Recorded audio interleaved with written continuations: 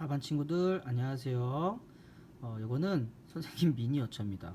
뒤에 있는 요게 선생님이고요. 앞에 있는 요게 선생님 아들이에요. 네. 어떤 학생이 만들어줘서 잘 간직하고 있습니다. 선생님 얼굴을 보여줄 수 없어서 미니어처로 대신 인사를 합니다. 자, 어제는 수학이었는데 오늘은 사회예요. 자, 사회도 매우 지루한 단원 중에 하나죠. 그래서 선생님이 수업 시간에 많은 이야기를 하면 여러분이 지루할 수가 있기 때문에 디딤 영상으로 통해 미리 공부하고 수업 시간에는 다른 활동을 해보도록 하겠습니다.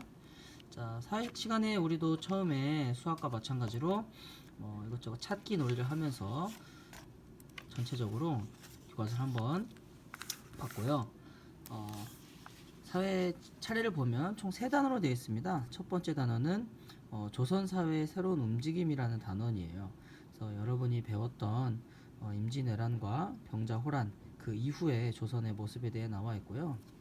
두 번째 단어는 근대국가 수립을 위한 노력과 민족운동이에요. 조선이 새로운 나라가 되기 위해서 근대국가가 되기 위해서 어떠한 노력을 했는지에 대한 내용들이 나와 있습니다. 세 번째 단어는 대한민국의 발전과 오늘의 우리입니다.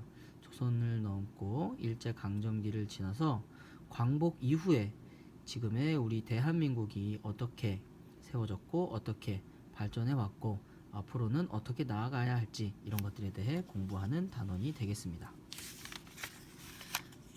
자, 그 첫 번째 단원으로서 조선사회의 새로운 움직임에 대해서 공부를 해보도록 할 텐데요. 자, 여기에는 사진이 동의보감, 길쌈, 논가리 이런 사진들이 나와 있는데요. 자, 그 당시에 쓰였던 책이죠. 동의보감, 의서입니다. 의서. 그리고 길쌈은 그 당시에 옷을 만드는 문화가 되겠고, 논가리는 벼농사를 했을 때 그런 모습을 그림으로 그린 것입니다. 그리고 수원의 팔달문, 수원 화성도 조선시대에 지어진 성입니다. 자, 1단원은 작은 단원 5가지로 이어져 있고요. 처음에는 아까 이야기했듯이 전란의 극복. 전란이라고 하는 것은 임진왜란과 병자호란 2가지의 전쟁을 뜻하는 겁니다. 두 번째 단어는 새로운 문물을 받아들인 조선. 전란의 극복을 위해서 새로운 문물을 받아들이기 시작하는데요. 그때의 모습. 그리고 서민 문화의 발달. 그 당시 서민들은 어떤 문화를 즐겼는지에 대한 내용이 나옵니다. 그리고 네 번째는 조선시대 여성의 삶. 자, 조선시대에는 여성들이 지금의 삶과는 좀 다른 모습으로 살았는데 어떤 모습이었는지 알아보고, 마지막 5번째 단원에서 조선을 뒤덮은 농민의 함성. 자, 함성이라고 하니까 좀 궁금한데요. 좋은 함성인지 나쁜 함성인지는 나중에 함께 배워보도록 하겠습니다. 자, 첫 단원 작은 1단원 제일 앞 페이지를 봤더니 시장의 모습이 나옵니다. 이 모습이 바로 조선시대 중기 이후의 시장의 모습이라고 합니다. 자, 여기 보면 지프로 만든 것들도 팔고 있고, 이 위쪽 보면 양반들이 마을에 앉아서 이야기도 하고 있고요. 굉장히 여러 종류의 시장이 있죠. 마트가 있습니다. 그래서 이것저것 사고 파는 이런 것들 모습이 잘 나와 있습니다. 사실 조선 전기에는 시장이 이렇게 많이 발달하지 않았는데 이제 중기 이후에 많이 발달을 했다고 해요. 자, 이 윗부분을 한번 읽어보겠습니다. 조선은 임진왜란과 병자호란을 겪으면서 나타난 문제점을 해결하려고 여러 가지 노력을 하였다. 조정은 대동법을 시행하여 백성의 세금 부담을 줄이고자 하였으며, 백성은 새로운 농작물과 농사기술을 이용하여 생산량을 늘리기에 힘썼다. 그리고 조선은 새로운 문물과 서학을 받아들였다. 이러한 변화는 조선 사람들에게 어떤 영향을 미쳤을까라고 되어 있습니다. 자, 어려운 말들이 나오기 시작하는데요. 아까 2번의 전쟁, 병자호란, 임진왜란이 있다고 그랬죠? 자, 전쟁이 일어나면 어떻게 될까요? 1592년 그리고 1636년, 불과 한 40년에서 45년 사이에 2번의 전쟁이 일어납니다. 그렇죠? 한 번만 일어나도 힘들었을 전쟁이 2번이나 일어났기 때문에 매우 어려운 삶을 살았겠죠. 백성들이. 뭐 집이 불탔을 거고, 가족들도 잃어버렸을 거고, 본인들이 갖고 있던 재산도 없어졌을 거고. 자, 예를 들어 우리 반과 5반이 단체로 싸움을 했다고 해봅시다. 네, 교실에서 왔다 갔다 하며 싸워서 책상이 무너지고, 교실 창문도 다 무너지고, 우리 갖고 있던 책도 불타고. 그러면 어떤 상황이 될까요? 매우 힘든 상황이 되겠죠? 학교에서 도저히 공부를 할 수 없는 상황이 될 것입니다. 자, 그렇다라고 하면 이런 것들을 극복하기 위해서 우리가 책상도 고치고, 다시 창문도 새로 달고, 책도 새로 사고, 이런 노력들을 해야겠죠? 네, 그런 노력들을 의미하는 거예요. 자, 그래서 나라에서는 무엇을 해줬냐? 대동법이라고 하는 것을 시행했대요. 뭔지는 모르겠지만 백성의 세금 부담을 줄이려고 해줬다고 합니다. 자, 그리고 나라가, 조정이 이렇게 노력했다면 백성들은 그럼 어떤 노력을 했냐? 자, 새로운 농작물, 네, 쌀이 아닌 뭐 다양한 농작물이 되겠죠? 그리고 농사 기술을 이용해서 생산량을 늘리려고 했대요. 그죠? 배고프기 때문에, 먹을 게 없기 때문에, 가난하기 때문에 당연히 생산량을 늘려서 잘 먹고 잘 살기 위해 노력해야겠죠? 자, 그리고 나라 전체적으로 새로운 문물과 서학을 받아들였다고 합니다. 그렇죠? 이게 어떤 것들인지 한번 차근차근 알아보도록 하겠습니다. 자, 본격적으로 첫 번째 작은 단원입니다. 전란의 극복.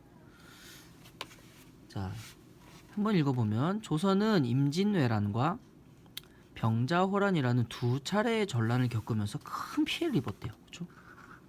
아까도 이야기했지, 전쟁이 한 번만 일어나도 매우 힘든 두 번이나 일어났기 때문에 매우 어려운 상황이 됐겠죠. 많은 백성과 군사들이 죽거나 다쳤대요. 그렇죠? 실제로 우리 엄마나 우리 오빠나 친척 형이 전쟁에 나가서 죽거나 다쳤다고 생각해 보세요. 얼마나 힘들겠어요? 또는 포로로 끌려가기로 했대요. 임진왜란은 일본과 한 전쟁이고, 병자호란은 청나라와 한 전쟁이니까 일본과 청나라로 끌려갔겠죠. 건축물이 불에 타 사라졌대요. 우리 집이 불에 탔다. 책과 도자기 같은 귀중한 문화재가 외적에 약탈됐다. 우리 집에 있는 비싼 그림이나 비싼 냉장고, 뭐 이런 것들을 다 빼앗겼다고 생각해 보십시오. 자, 농민은 오랫동안 농사를 짓지 못했대요. 그렇죠? 전쟁을 하면 일을 할 수 없죠. 식량이 부족했어요. 생활은 어려워졌습니다. 배가 고픈 거죠. 이에 따라 세금이 잘 거치지 않았대요. 세금을 내고 싶어도 돈이 없으니까 세금을 낼 수가 없는 거죠. 자연스럽게 나라의 살림살이도 어려워졌습니다. 조선은 이 두 차례 걸친 전란의 피해를 극복하기 어떤 노력을 했을까요? 자, 오른쪽으로 넘어가서 보면요. 아까 처음에 잠깐 얘기했던 것처럼 나라에서는 무엇을 했냐 하면 바로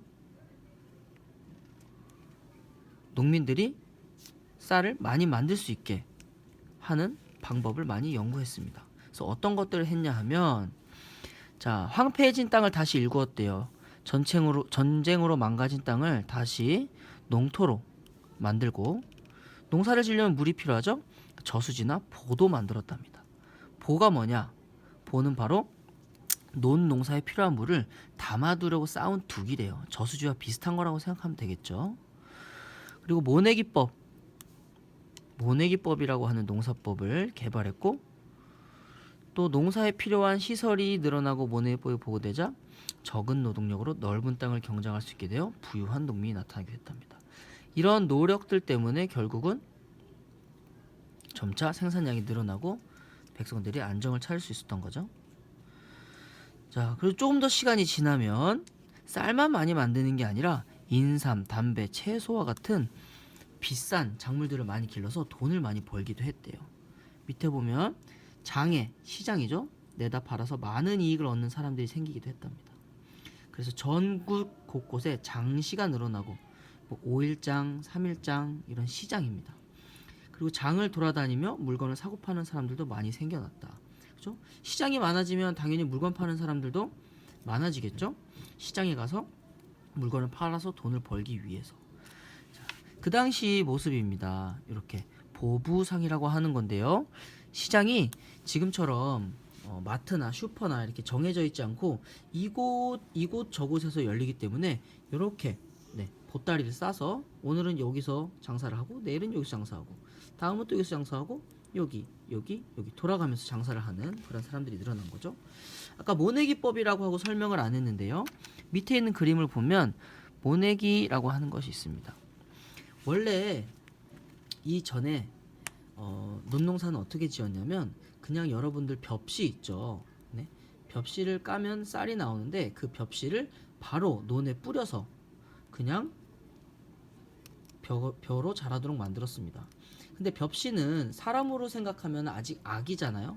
네, 아직 어린 아기입니다. 근데 이 아기를 그냥 바로 밖에 내놓는 것보다는 잠깐 인큐베이터에서 키워서 어느 정도 건강하게 만든 다음 다시 밖으로 내놓는 것이 훨씬 아기가 건강하겠죠. 이거와 마찬가지로 벽시를 안전한 곳에 모아서 어느 정도 자랄 수 있게 모가 될 수 있도록 키웠다가 논에다가 옮겨 심는 게 바로 모내기입니다. 이렇게 해서 쌀이 많이 생산이 됐다고 해요.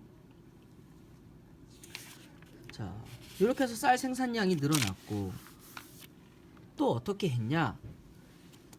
자, 조정이라고 하는 것은 바로 나라의 정부를 뜻합니다. 전란으로 생활이 황폐해진 백성의 부담을 덜어주기 위하여. 백성들은 왜 부담스러워요? 돈이 없는데 세금을 내야 되니까요. 그래서 세금 제도를 정비했답니다. 새롭게 세금 제도를 만들었대요. 그 당시에는 특산물을 세금으로 내도록 한 것이 백성에게 큰 부담이었대요. 그쵸? 쌀도 없는데, 농사가 안 돼서 쌀이 많이 없는데 그 없는 쌀을 가지고 또 다른 특산물을 사려고 하면 더 힘들겠죠. 그래서 아예 특산물 대신에 토지 면적에 따라서 쌀이나 배, 무명, 돈과 같이 백성들이 쉽게 구할 수 있는 것으로 세금을 내도록 했답니다. 바로 이 정책이 대동법입니다. 토지가 없거나 적은 농민은 대동법이 실시돼서 세금 부담이 줄어들었어요. 왜냐하면 토지가 넓으면 쌀이나 배나 무명, 돈을 많이 내고 토지가 없으면 적게 내니까 당연히 가난한 농민들은 세금 부담이 줄어들었겠죠. 자, 이 대동법이라고 하는 거는 우리나라 광해군 때 처음 경기도 지역, 경기도라고 하면 바로 이쪽 지역이죠. 서울을 포함하고 있는 이쪽 지역에 처음 실시됐고 병자호란 이후에는 더 확대됐다고 합니다. 자, 다시 한번 자세히 알아보면 특산물을 세금으로 내면 왜 그런가요? 어렵나요? 특산물을 세금으로 낼 때 그 종류와 양이 정해져 있었대요. 백성이 특산물을 세금으로 내면 관리가 온갖 구실을 붙여서 더 많이 내게 하기 일쑤였답니다. 어떤 구실을 붙였을까요? 예를 들어 사과를 특산물로 세금을 냈다. 그런데 사과의 질이 좋지 않다며 사과를 더 많이 내라고 하거나 아니면 사과의 값이 떨어졌다면 사과를 더 많이 내라고 했을 수도 있겠죠. 또는 그 골에서 나지 않는 특산물을 세금으로 내야 하는 경우도 있었대요. 예를 들어 여러분 집에 없는 비싼 물건, 우리가 미술 시간에 활동하기 위해서 금가루를 가져오세요 선생님이 이렇게 요구한다면 여러분들 갖고 오기 어렵겠죠. 그런 거와 마찬가지입니다. 자, 그래서 백성은 상인에게 특산물을 사서 세금으로 내야 되는데 이때 상인들은 관청과 짜고 백성들한테 사기를 친 거죠. 특산물의 가격을 비싸게 받았대요. 아까 사과를 예를 들었으니까 예를 들어 사과가 1,000원이야. 근데 우리 집엔 사과가 없어서 사과를 사서 세금으로 내야 되는데 이 백성들한테 팔 때는 1,000원짜리 사과를 2,000원에 판다든지 더 비싸게 팔아서 백성을 힘들게 한 거죠. 자,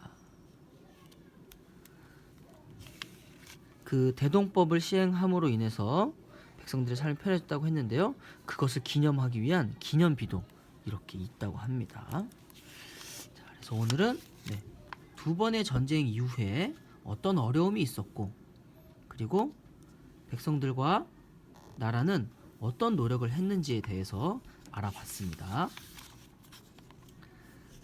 자, 내일은 즐거운 금요일이네요. 여러분들 학교에서 만나서 즐겁게 하루 보내고 또 더 즐거운 주말을 보냈으면 좋겠습니다. 내일 학교에서 만나요. 사랑합니다.